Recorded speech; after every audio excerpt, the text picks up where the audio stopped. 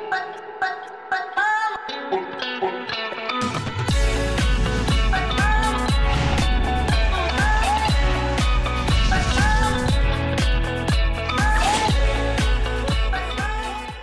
commence cette série par McEnroe, hein, John McEnroe. Niveau pétage de plomb, c'était un champion, le Rimbaud du juron. Et c'est à Roland-Garros en 1977, alors qu'il joue la finale du double mixte sur un petit court annexe, qu'il lâche ses premières insultes. Il n'a que 18 ans, il n'est même pas encore pro. Et on voit bien qu'il a les fusibles hypersensibles. C'est bien simple, sa carrière est jonchée d'exemples à te faire passer Kyrgios pour un moine tibétain. À Boston en 78, il crache sur une spectatrice. À l'US Open en 79, il fait un bras d'honneur au public new-yorkais. Son public. En 81, au premier tour de Wimbledon, il lâche le fameux « You cannot be serious !» Tout ça part d'un service annoncé faute. T'es sérieux là, mec? Il y a eu un nuage de craie, tout le stade l'a vu, comment tu peux dire qu'elle est faute? Explique-moi ça! Quelques instants plus tard, McEnroe ira plus loin en disant à l'arbitre qu'il est le pire fion du monde qu'il ait jamais vu. En 83, son adversaire du jour, Thomas Schmidt, un Tchécoslovaque, a le malheur de lui envoyer une balle sur le corps.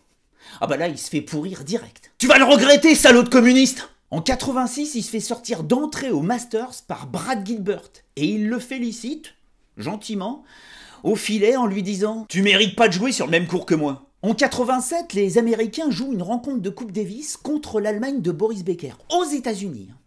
Et alors là, on découvre un McEnroe raciste, mais alors raciste de base. Sur un juge de ligne de couleur qui annonce une de ses balles fautes, alors là, il se retient pas. Je savais pas qu'il y avait des Allemands noirs, insinuant ainsi délicatement que l'officiel est du côté de Becker. Un peu plus tard, sur un autre juge de ligne. Mais dans quel pays on est là? Hey! Sprechen Sie English? Et puis carrément, à un moment, il s'en prend à un supporter allemand qu'il trouve un petit peu trop bruyant. « Et toi, casse-toi, va bouffer ta choucroute !» Distingué le garçon, non?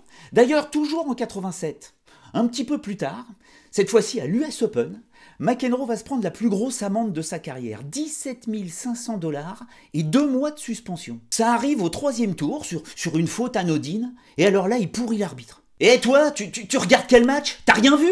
T'essayes de rentrer dans le Guinness des records à essayer de m'envoyer comme ça ?» Quelques minutes plus tard, il en rajoute une couche, en passant devant un micro d'ambiance installé au bord du court.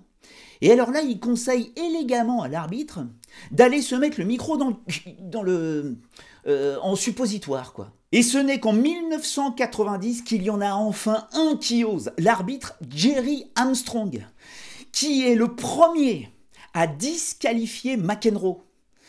Et ça, à l'Open d'Australie, on n'avait plus jamais vu ça dans un tournoi du Grand Chelem depuis 1963. Faut dire aussi que Mac l'avait bien cherché. Il a commencé en intimidant une juge de ligne, en jonglant avec une balle devant elle pendant bien 30 secondes, en la fixant les yeux dans les yeux, façon je vais te bouffer le foie avec les fèves. Bon, ensuite du classique, il a fracassé quelques raquettes, puis il a insulté l'arbitre, avant de s'attaquer au superviseur, Ken Farrar, qui dira après qu'il n'avait jamais été injurié comme ça sur un court de tennis, ni même ailleurs.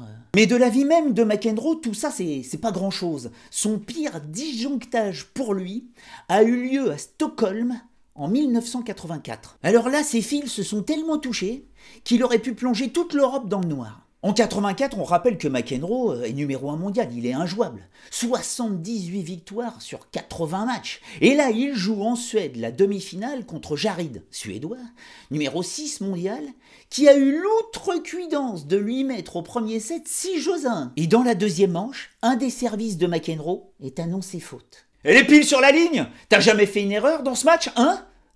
Tu te trompes jamais? Jamais tu déjuges? L'arbitre, qui est dentiste dans le civil, moufte pas. Et il annonce deuxième service. Réponds à ma question! La question, abruti! Au changement de côté qui suit, McEnroe en fusion défonce toutes les bouteilles, les carafes, les verres qui sont à côté sur sa chaise. Ça vole de partout. Le public est en délire. Ça hurle, ça siffle. Et quand McEnroe entend l'arbitre qui dit « jeu de pénalité », alors là, il se lève et il provoque l'arbitre. « Vas-y, continue! C'est fini, hein? Non? Tu mets juste un jeu de pénalité ?» Et le plus dingue, c'est que c'est dans ces conditions de jeu, contrairement à d'autres, que McEnroe devenait le plus dangereux, après avoir extériorisé ses colères. D'ailleurs, il allait remporter ce match contre Jarry, puis le tournoi derrière, avant de se prendre 21 jours de suspension pour avoir dépassé le plafond des amendes annuelles qui était fixé à 7 500 $ par les instances dirigeantes du tennis de l'époque. Une règle d'ailleurs qui avait été créée essentiellement pour essayer de juguler les colères de l'Américain. Mais You cannot be serious! Rien ne pouvait calmer McEnroe, rien. C'était pas un serial killer, c'était un serial péteur de plomb.